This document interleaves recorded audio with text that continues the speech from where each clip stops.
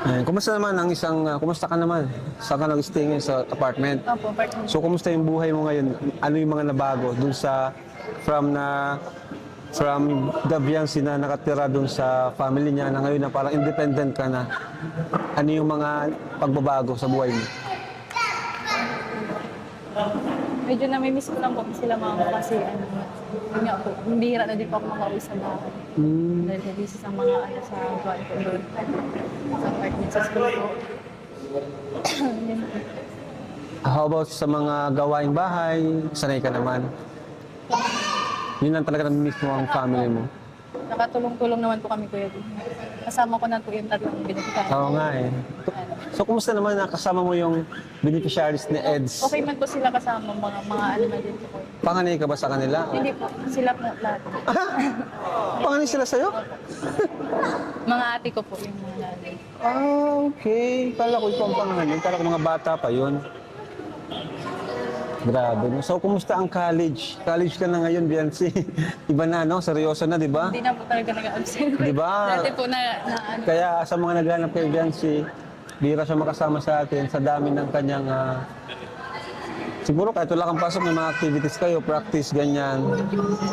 Pero Online yun na. class rin po. Ha? mga online class po. Online class.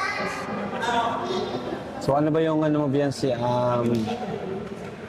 Ano ba yung goal mo ngayon, college ka na? Siyempre po makapagtapos po. Makapagtapos? Yun yung mga gusto ko. Grabe. Pero siyempre, i-balance pa rin natin, ano? Tawag dyan, dapat magpahinga ka rin kasi nagkakasakit ka. Nung nakaraan, nagkasakit ka daw. Ano po, hindi ko po alam kung sakitin po. Sakitin ka talaga? Yung ulo ko po Sumasakit yung ulo mo? Baka Siguro sa panahon po. baka sa, lumalabo yung mata mo. Hindi man po. Hindi naman. Isang ganun eh, pag ano. So, basta excited na kami lahat. Anong gusto mo sabihin sa mga mga sponsor na nagtumulong dito para matupad tong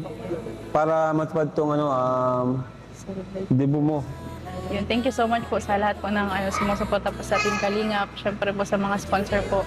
Kila Tita Provido, kila Kuya Lito, kay Mama Rexy po, sa lahat po ng ng sponsor. Hindi ko na po iisa-isa yun. Salamat po. Appreciated po yung mga pagtulong po ninyo. Saka salamat po kasi kahit na pinaranas niyo na po sa akin yung 17th birthday po na parang libo na rin po, ipaparanas niyo pa rin po yung 18th. Oo. Yung talagang pagiging dalaga na po. Thank you po. Grabe. Salamat. Di na to sila may isa-isa kasi napakadami nila. Po nila. How about kay Edo naman? Ano message mo sa kanya na until now is grabe yung support sa'yo? Siyempre po, nagpapasalamat din po ako sa kanya kasi hindi po siya nagsasawa na yung sa pagsasama po namin dito. Grabe. Saka andun pa rin ba yung Napaka-caring pa din po kahit andun ba yung respeto niya sa'yo ni Eds? Yung kahit kasi alam niya na mag-18 ka pa lang, andun ba yung ramdam mo ba yung kanyang respect, pagiging gentleman sa'yo? naman po kuya. Talagang siya, Tsaka kahit bihira na lang po kami magkita, nagpapadala po siya doon ng pagkain. wow, sana all. Bakit Din po hira sa- kayo magkita? Ano yung rason? Yung sa school nga po, may pasok po. May pasok ka, siya may tapos- scout naman po, siya nag-i-scout. Pero nakikita naman kayo? Off-cam? Siya po kuya. Aray ko. Joke lang. Grabe nakakatuwa naman. Parang ang matured nyo parehas ni Eds. Kumbaga, kung ano man meron sa inyo ngayon, napaka private yung dalawa, di ba? Nasa inyo na lang dalawa, hindi nyo na kailangan i-broadcast lahat, no? Tanong ko, ano yung regalo na gusto mong matanggap ngayong 18th birthday mo? Wala pa po yung Ha? Kahit hindi siya material na bagay, kahit prayer mo sa Panginoon, ano yun? Yung po, umamba pa po yung buhay ng mga magulang. Tapos, syempre po, yung makapagtapos po kung pag-aaral talaga po yun. Yun yung gusto mong regalo. Para Matagal pa yun. matulungan. 18 ka pa lang, 18, 19, 20, 21. Sa 21 mo pa yun matatanggap yung makapagtapos ka. Yung ngayong 18, anong simpleng bagay na gusto mong matanggap mula sa ating Diyos o sa mga kaibigan mo, sa pamilya mo?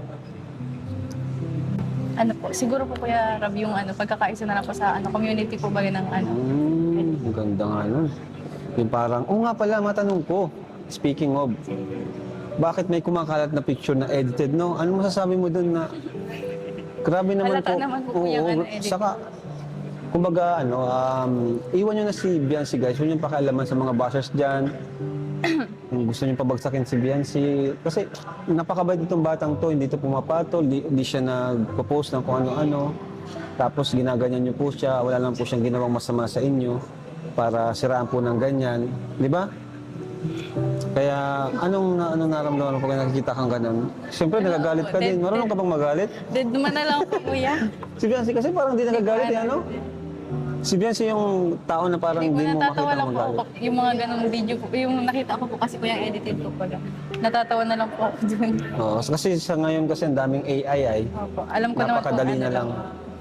Tsaka ano na lang po yung maniniwala dun. Oo. Siguro hindi po totoo